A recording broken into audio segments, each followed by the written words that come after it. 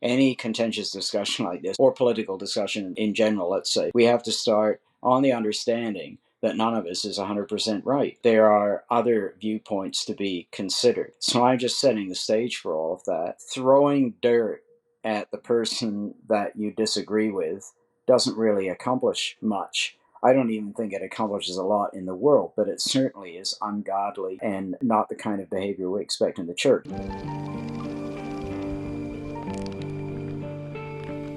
What's up, everybody? Welcome back to the Vast Podcast. I am here with my co-host, David Campbell. David, what's up? How are you? Yeah, I'm about as good as I usually am. It's good to be here. How's everybody doing? Fantastic. Good. I've missed both you guys. Yeah. It's been a few weeks. We were traveling. I was out of the country. David you were out of your country too. You went from Canada to Chicago. We did. And how was that? Well, we had some interesting things happen, but they were great. And we also visited a church in Michigan that we're closely associated with. And then my kids threw me a belated birthday party. So it's been all good. Very good.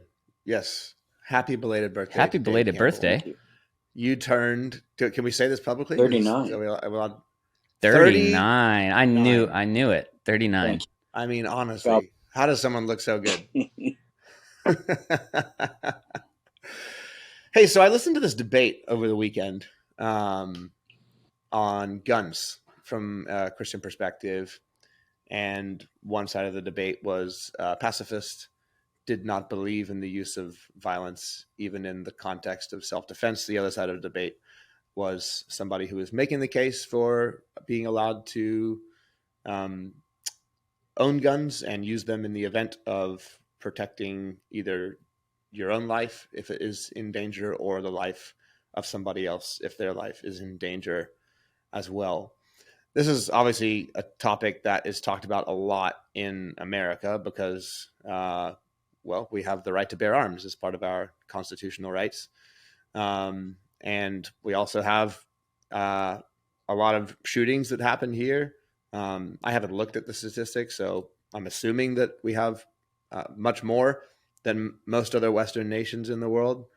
But then also people make the case for why an armed society is a safer society.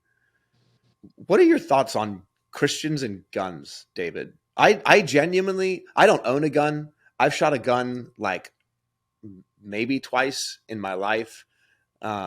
Michael's from Texas. He owns like 20 guns.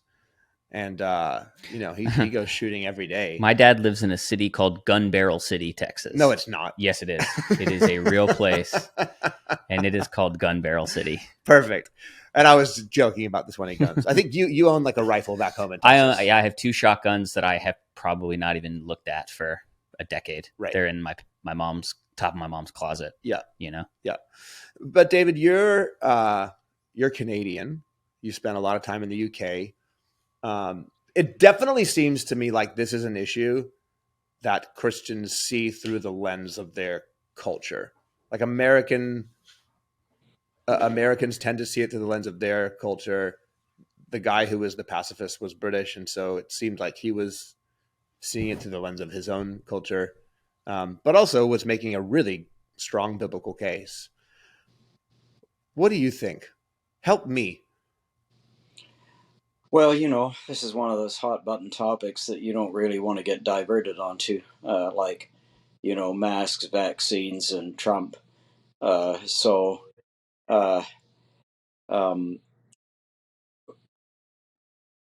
I think you just have to tread carefully. I'll just put it that way. And to come down with easy black and white answers isn't necessarily the most helpful thing. People don't like nuanced answers. They want simplistic solutions. They want everything to be really easy. They want to be on the right side of the issue and to feel that people they disagree with are on the wrong side of the issue. And I'm 100% right and you're 100% wrong. That's human nature. And I think it's fallen human nature because I think it betrays our own insecurity. I think, in honesty, we have to start any contentious discussion like this. We have to start, or political discussion in general, let's say, we have to start on the understanding that none of us is 100% right. That there are other viewpoints to be considered. So I'm just setting the stage for all of that because um, throwing dirt at the person that you disagree with doesn't really accomplish much. I don't even think it accomplishes a lot in the world, but it certainly is ungodly and not the kind of behavior we expect in the church. So, as Christians, when we're talking about this, we're aware of the fact that I work with some churches that have Mennonite background, and they are pacifist by tradition, at least the Mennonites are. So there's certainly a tradition. When my dad I was kind of ejected from his church in the Plymouth Brethren when he went to war in 1939, because the brethren, at least the brethren that he was part of, were pacifist, and so so there's difference of opinion. Can we just briefly, just for people listening, pacifist? Can we just give maybe a super broad definition? Yeah, I mean, I would define it as someone who is totally committed to nonviolence, no matter the scenario. Any scenario. Okay. So if you were to play the logic out to its fullest extent, not only would you be against owning and using a gun in the event of someone attacking you, but also if war was waged on your nation, then even in that event, if you have a nation that is characterized by their understanding of Christianity and Christian ethic around this topic, you would not retaliate in that event. That was part of the argument that the pacifist on the side of the debate was making. And I should say the debate was really good. Like both of them were super respectful and left room in the conversation for one another's views. I really enjoyed it. But he did make that delineation. So no just war, just total nonviolence. Okay. David, is that your experience with? Well, I pacifism? have never had much to do with out and out pacifists, and I'm not sure I've ever. I can't say I've never met a pacifist, because I might have met one, but not known they were pacifists. But I've never had a discussion with anyone who declared themselves to be a pacifist, and this is the reason why. And then, of course, how consistent are they? If you're walking along the street and someone comes up and starts attacking your wife, let's say, what does your pacifism look like in a situation like that, as opposed to, I'm not going to sign up for the military, or even the Mennonites, or in Britain, they were if you didn't go to war, you could be what they called a conscientious objector, which meant that you did community service, backup work, and that sort of thing. I mean, you still did your thing for your country. You just weren't in the front lines of warfare. So, I do have friends who were raised in the Mennonite tradition who, at the time of the Vietnam War, uh, I can't remember what the terminology was, uh, but they went and did it was allowed for under American law. They went and did sort of community service or whatever as a substitute for being drafted, because they were given a religious exemption. Nonetheless, they still did something. They didn't sort of just say, well, nuts to this, I'm not doing anything, put me in jail if you want. They said, no, well, we won't do that, but we will do this. We will make our contribution. Which is interesting, because by being involved at all, you are in a way throwing your support behind your nation's cause. Right. So you're, in a sense, you're not standing against the war. You're doing your part to aid your nation's success. So I would say that even like a true pacifist, and I might be wrong about this, would even not even go that far. But you mentioned the example of if someone is attacking your wife in the street, like I would be as violent as I need to be to stop somebody from attacking my wife or my children. I will come to the aid of my friends. If somebody is, I was sitting in a coffee shop a couple years ago, and a guy was standing outside the coffee shop, and a man who was like either mentally unwell or high or both, or something like that, walked up to the guy, decked him in the face, and then the guy like dropped to the ground, bleeding face, and just a complete innocent bystander. Totally innocent bystander. And then the guy like walked away. I like ran out there, not to be like a hero, and I probably would have gotten my butt kicked if I tried to engage in any kind of fight. But like, you want to come to the aid of people, and if that includes in the moment engaging in some kind of fight, I mean, I don't know. I would have a really hard time if someone broke into my home and I did own a gun and they were pointing a gun at at me or my family. Like, it seems so. Let's look at it from a biblical perspective, right? So one of the arguments that was made on the pacifist side was Jesus's command in the Sermon on the Mount that if someone strikes you on the cheek, to turn your other cheek to them also, as a nonviolent way of living. One of the verses that was pointed to on the pro-gun side was a verse in Exodus that talked about how if a thief comes into your home, essentially whatever the weapon of choice was, you're allowed to attack the person. You're allowed to. It's I think a verse about self-defense. The pacifists saw Jesus's ethic in the Sermon on the Mount as equivalent to, you have heard that it was said, "Do not commit adultery." But I say to you that if you look at a woman with adulterous intent, then you've committed adultery with her in your heart. It's kind of like raising the bar. But I don't really see the equivalency there between a verse about self-defense and a verse about turning the other cheek. Like they seem to be about opposite things, not going further, with the same ethic. But what would you say, David, in regards to the turning of the other cheek? Is that an out and out total prescription for never defending even somebody else's life, which I guess could be talked about as loving your neighbor? Is it an out and out prescription for nations not engaging in battle if another nation wages war? And these are complex issues, I suppose, but it's worthwhile talking about. I think Jesus was and of course everything has to be taken in context. In the Sermon on the Mount, he's addressing a wrong understanding of the law. He's addressing an understanding of the law that reduces its commandments to the point where a person could be said to have obeyed them fully and thereby earn brownie points with God. That's the attitude that he's facing.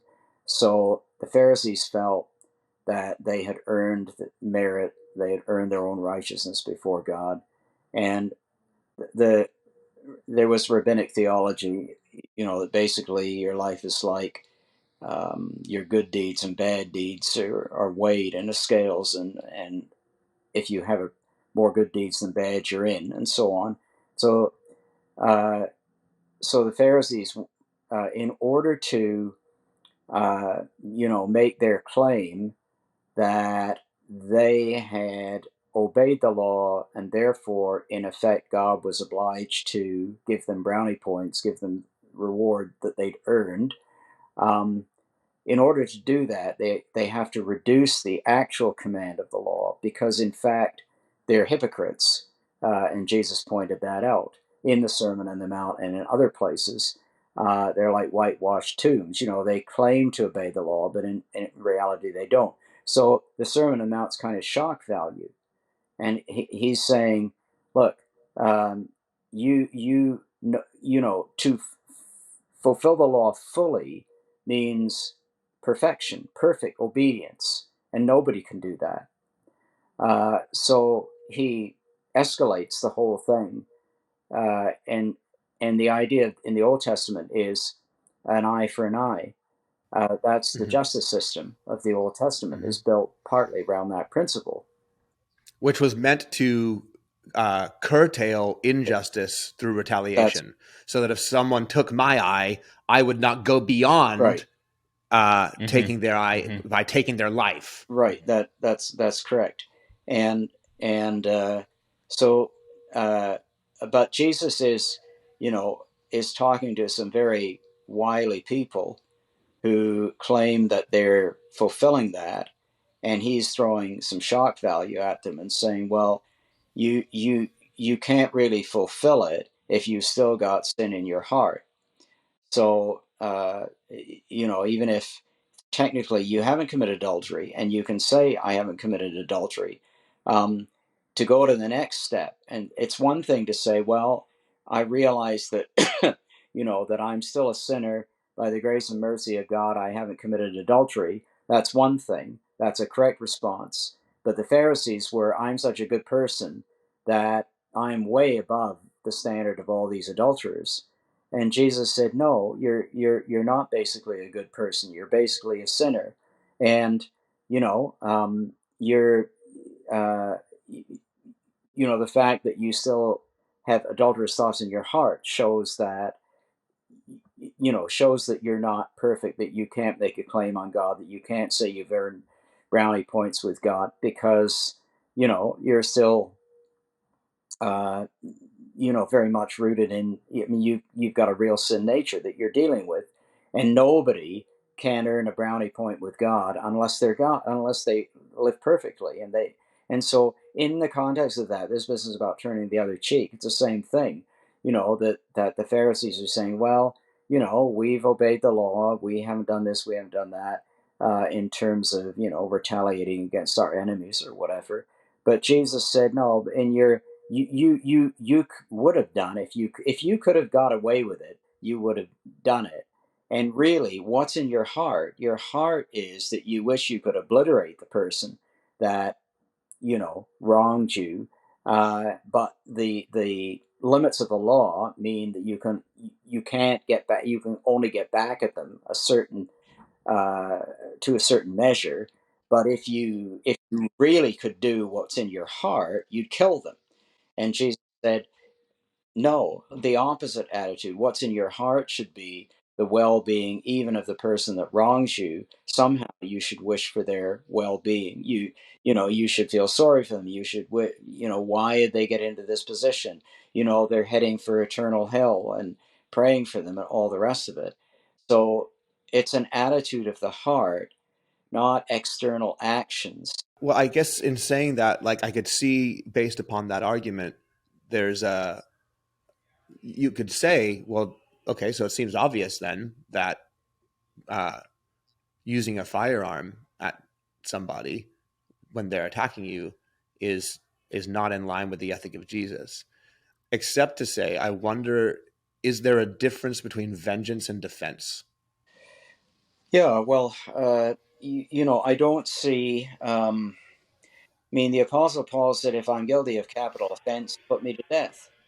You know, the Mm-hmm. problem with capital punishment under Roman law. And even in the Mm. Garden of Gethsemane, Jesus said, look, you might need a sword. I'm surprised the guy. That's the verse I was going to read, right? So Luke 22, I think it is 36. When he said to the disciples, but now let the one who has a money bag take it, and likewise a knapsack, and let the one who has no sword sell his cloak and buy one. For I tell you that the scripture must be fulfilled in me, and he was numbered with the transgressors. Quoting Isaiah Right. So 53. again, Jesus is making it's shock value. What he's really saying is that difficult times are coming. Right. It he's not necessarily meaning literally go out, because then they say to him, oh, here we've got a sword or two. He said, no, that's, you're missing Mm-hmm. my point. It's the same, I Mm-hmm. think, with turning the other cheek. It's Jesus is looking for you know a response uh in the heart. He's looking for a heart response. Mm-hmm. So how can I put it? Like, if you wrong me, then my first response is not going to be to phone up 10 people and to tell them what a jerk you are and to grind you into the ground. My first response is to say, well, Lord, what Jake has done is wrong. That we do acknowledge that, because God has a standard of right and wrong. What Jake has done is wrong, but he will reap what he's sown, and I just give him over to you, and help me not to respond in such a way that I'm just doing to him what he's done to me. That's turning the other cheek. And so when you translate it into pacifism, it's like it gets literalistic, and gets away from the kind of shock value of what Jesus is really getting at, which is what's going on in the heart. So I'm not sure Jesus, if there was if Jesus was teaching the disciples, if you're out on the street, and for instance, the parable of the Good Samaritan. If the Good Samaritan had a couple of friends that were traveling with him, I'm not sure that Jesus would have said, well, just allow him to be attacked and desert him. That doesn't seem to be in line with the Jesus teaching either. Um, uh, so, but on the other hand, it's you turn the other cheek by forgiving the wrong that was done, rather than by seeking vengeance. So I think that it's missing the heart of what Jesus is saying to turn it into an outwardly over literal, where you'd be walking along the street, somebody attack your wife, and you just stand by and do nothing, because what is your responsibility as the husband, as the spiritual protector, etc., etc.? Are you just a spiritual protector, and you're not going to protect her when somebody comes up and tries to rape her? I don't think so. Right. Preventing violence is not the same as vengeance.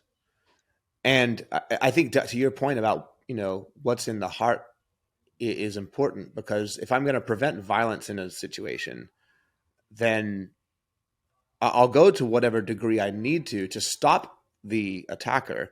There's no guaranteeing that I'll succeed, because I don't know how to fight.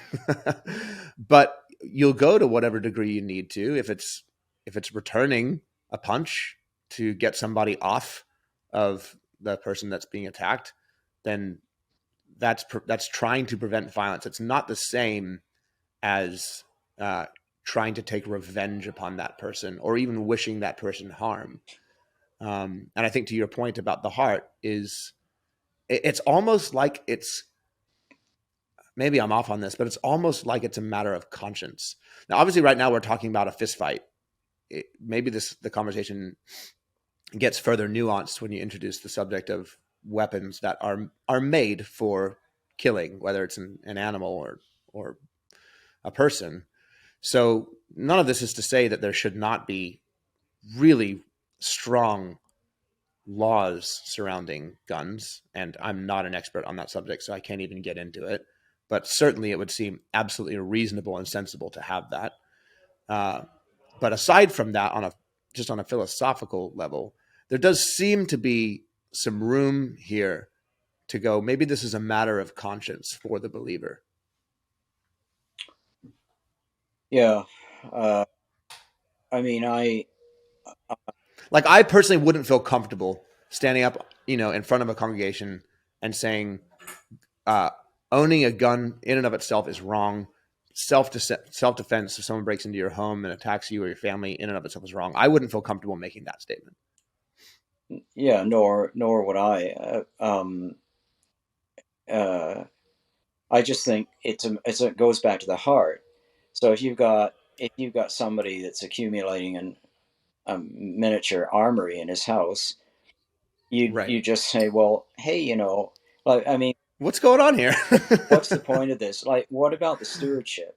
You spent thousands Mhm. and thousands of dollars on guns, and you're not paying your mortgage off, or you're not looking after your wife and kids. Like, why are you doing this? What's the point of it? And then if the answer comes back along the lines of, let's say, a conspiracy theory, then that person has a wrong worldview. That goes back to what I'm always harping on about the dispensational worldview, Satan being in charge of the world and the Antichrist being around every corner. And It's like people are going out buying guns and buying survival rations and believing all sorts of stupidities. Um, so I would say, well, why is it? Like, for instance, my grandfather was a crack shot, and he did fight in. My grandfather died before I was born, but he did fight in the just before I was born. But he did fight in the First World War at Passchendaele, and which is an awful place. My grandfather got gassed in the First World War at, as I recall, at Passchendaele, which is absolutely a horrible place.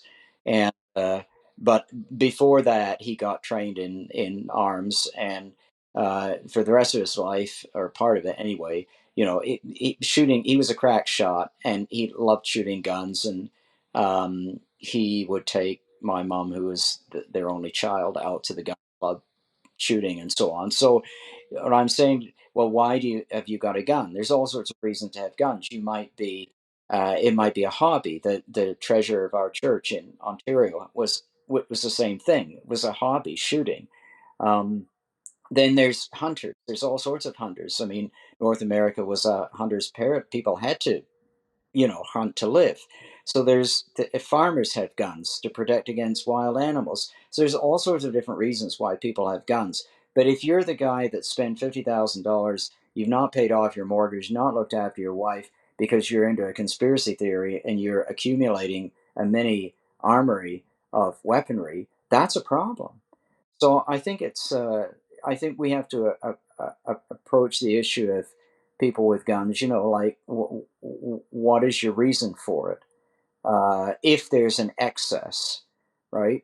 And the problem is that historically, when I know I'm on dangerous grounds. I try to stay out of other people's business, but the American Constitution, America was born in rebellion. We all know that, and and technically is still in rebellion against the crown. So, but I'll have it stated that the pacifist on the side of the debate made that exact same joke. Did he? Yes.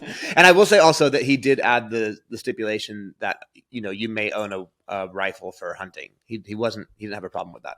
Oh well, he was very gracious, but in any event, there was this historical situation where the citizens, the citizenry was called upon to form an army, and everybody was armed, and that was the historical circumstance, and that's why it was written into the Constitution. So right from the get go, you've got this in the foundation, and that's something that's particular to the United States, the history of the United States. So, for better or for worse, it just is. And so, until this day, and that's why people outside the United States do not understand.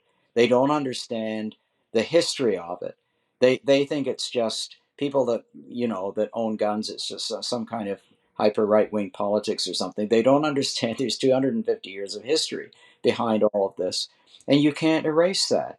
And part of the history of it is that everybody has it. Well, not everybody has a gun, but the rate of gun ownership and the number of guns in circulation is far, far higher by an enormous factor than it would be, let's say, in Canada, which is the most comparable nation, because Canada and the United States are quite similar. They share the same continent, the same kind of geography, in many cases the same language for the most part, and so on.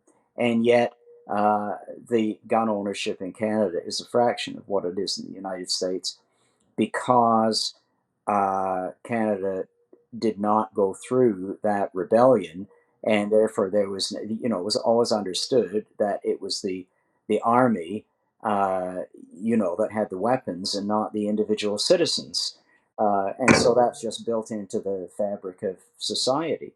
So so to go into the United States and say, well, we have to put extreme gun controls and remove guns, and then of course people say, well, the criminals will always have them anyway. The problem is there's just so many hundreds of millions of guns in circulation. You can't just wave a wand and make it all go away. So it's a deeply ingrained issue.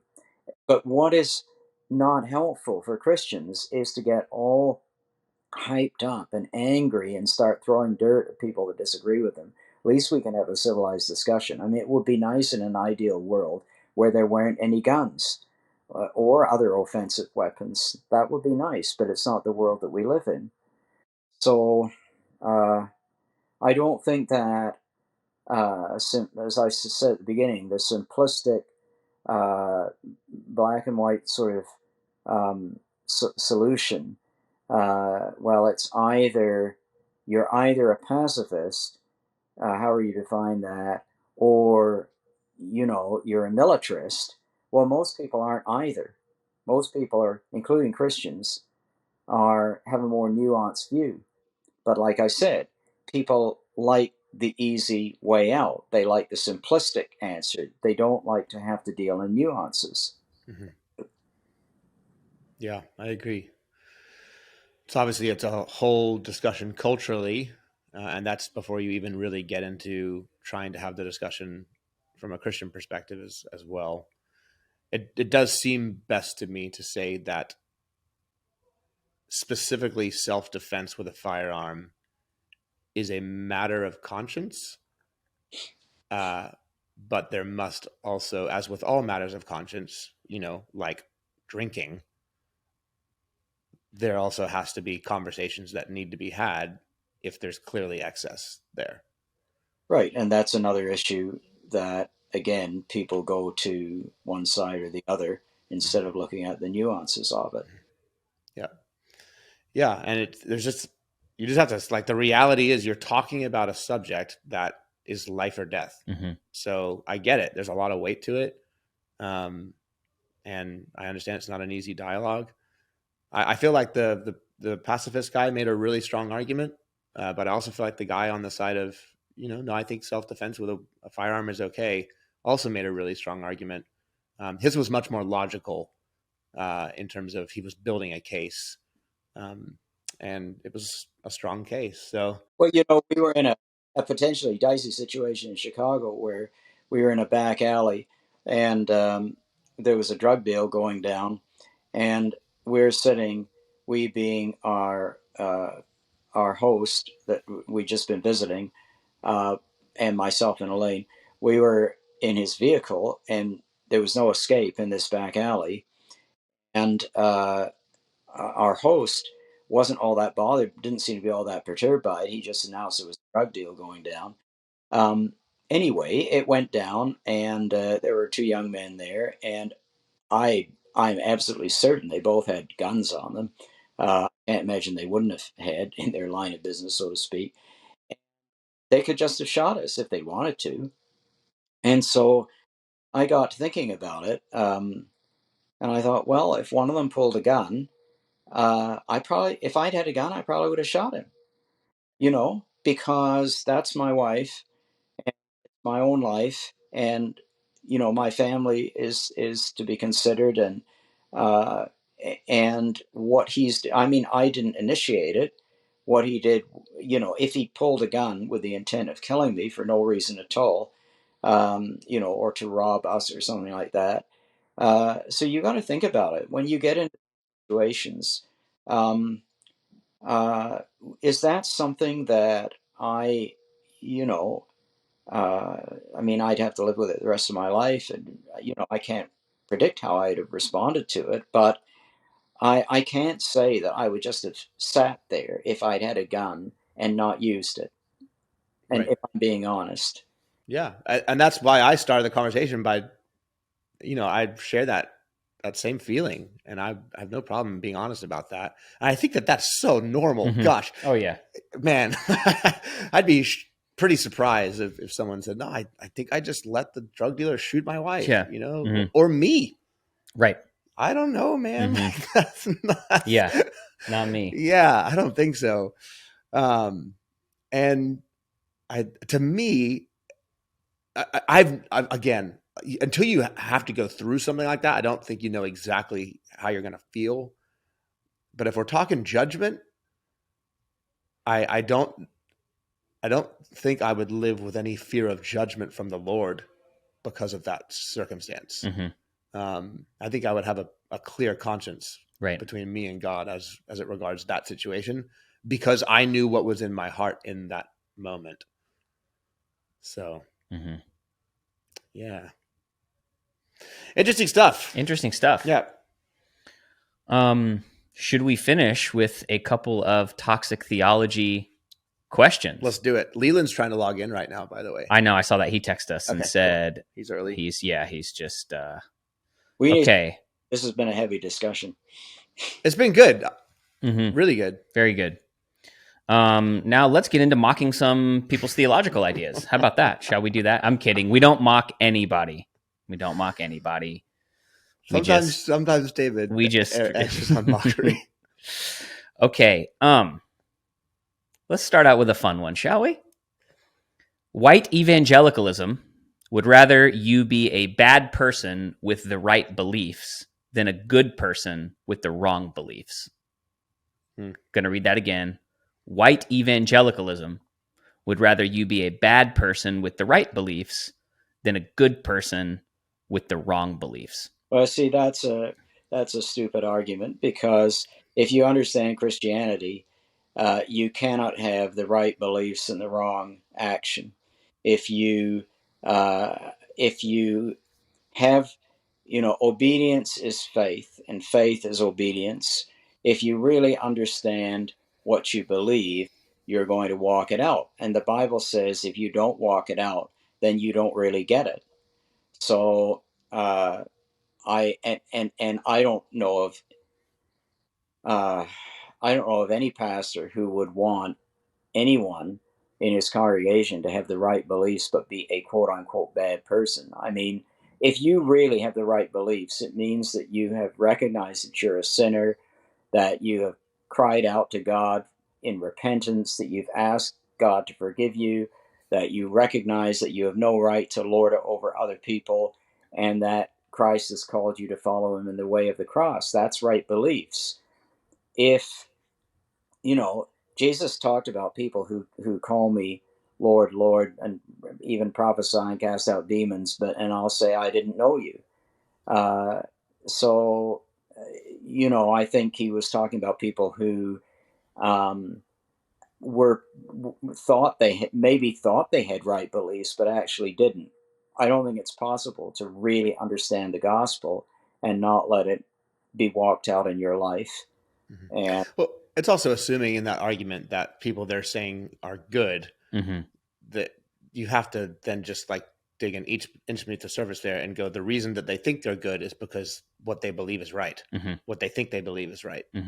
Or what they believe they think is right. So you just can't detach belief from action one way or another. No. And so it's a ridiculous thing to say. Like James says, even the devil believes. Right. He believes. He understands how the whole thing works perfectly. But, so I think that's just a dumb statement, number one. For today. Okay. Great. Okay, here's another one. I'm going to combine two of them because they touch on the same topic. Jesus was anti-capitalism. He basically said that it's impossible for rich people to enter the kingdom of heaven. Socialism now. And then another post was, it's impossible to be a billionaire when you follow Jesus, literally and biblically. Tax the rich is good theology. And then they quote Jesus by saying, go sell your possessions and give to the poor, and you will have treasure in heaven. Then come and follow me. Well, there's a difference between voluntarily giving money away and having money taken off you by the government. Jesus did believe, and Paul believed too, in taxation. And there's passages in the Bible that affirm that. But there isn't anything in the Bible that affirms a particular political or ideological system. So the appeal, the message of the Bible would be, money is neutral. It's the love of money that's the problem. It's just the love of money is the root of all kinds of evil. And the problem when you possess money is that it becomes, God will require an accounting. He requires more of the person that he gave 10 talents. So if you believe that God gives gifts to people, then being good at business or being good at art or being good at anything that might make you money is a gift from God. The question is what your attitude is toward the money. Do you worship it? Are you stingy, miserly, or are you a generous giver? So I think again, it's not so much political systems are never the answer.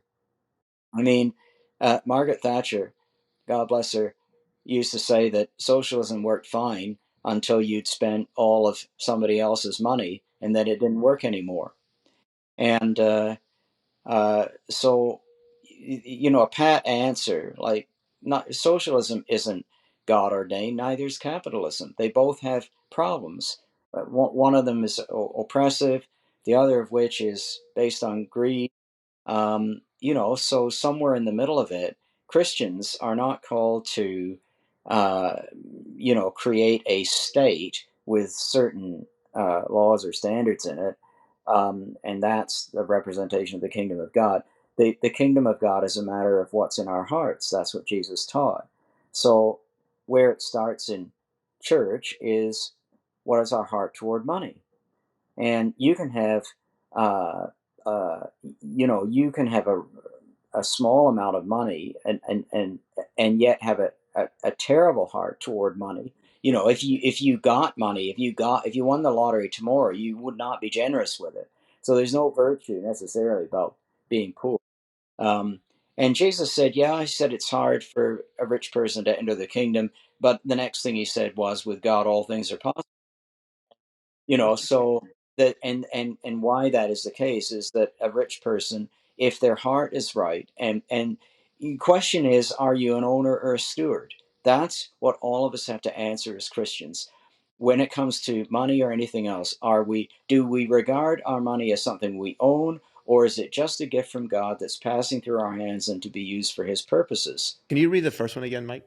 Jesus was anti capitalism. He basically said that it's impossible for rich people to enter into the kingdom of heaven. Socialism now. Socialism now. Right. And then the second one says impossible to be a billionaire when you follow Jesus, right, literally and biblically. Yeah.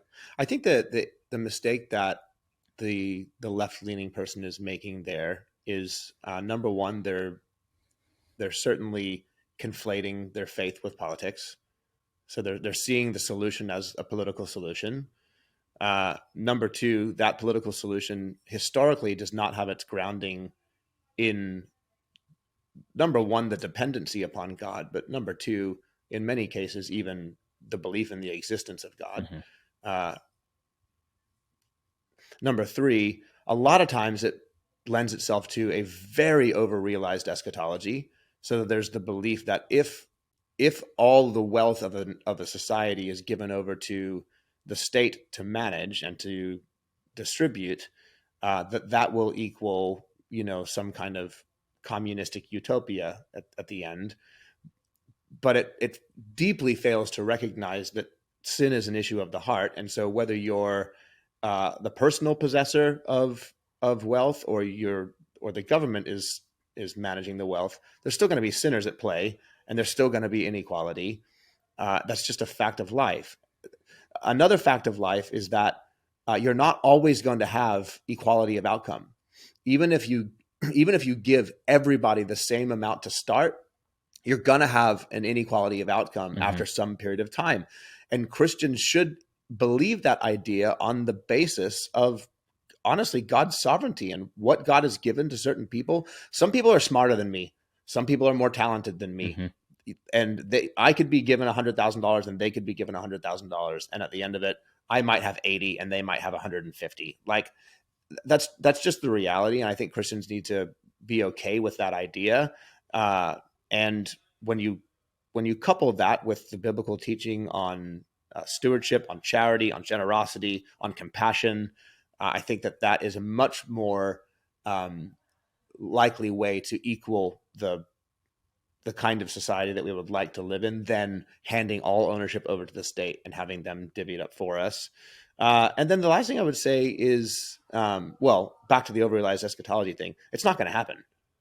Like it is a literal impossibility to think that we could.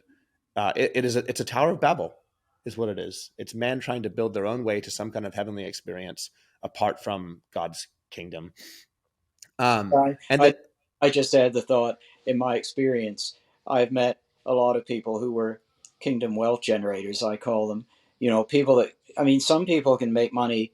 I have friends that can make money out of anything. It's just extraordinary. Um, but they regard themselves as stewards, and Mhm. so they're givers. Money flows through their hands, they generate it, and they give a lot of it away. If they wind up living in a better house than I do and driving a better car, well, that's fine. Sometimes you have to do that to live in that kind of world. But it's a question of where's your heart at, And I think that Jesus is not talking about evening out outward, evening out outcomes, making everybody grinding everybody down to the same level. I mean, communism did socialism, Marxism did a lousy job. It just made everyone equally poor, except for the elite that were fabulously rich. So it didn't work. It's a failure because it doesn't take into account the real sin is in the heart, which is the thing we've been talking about through this whole broadcast. Mhm. Mm-hmm. The other thing I would say is, what do they mean by Jesus being anti-capitalist? And then in connection to that, it seems to me like the Bible is not against the idea of personal property.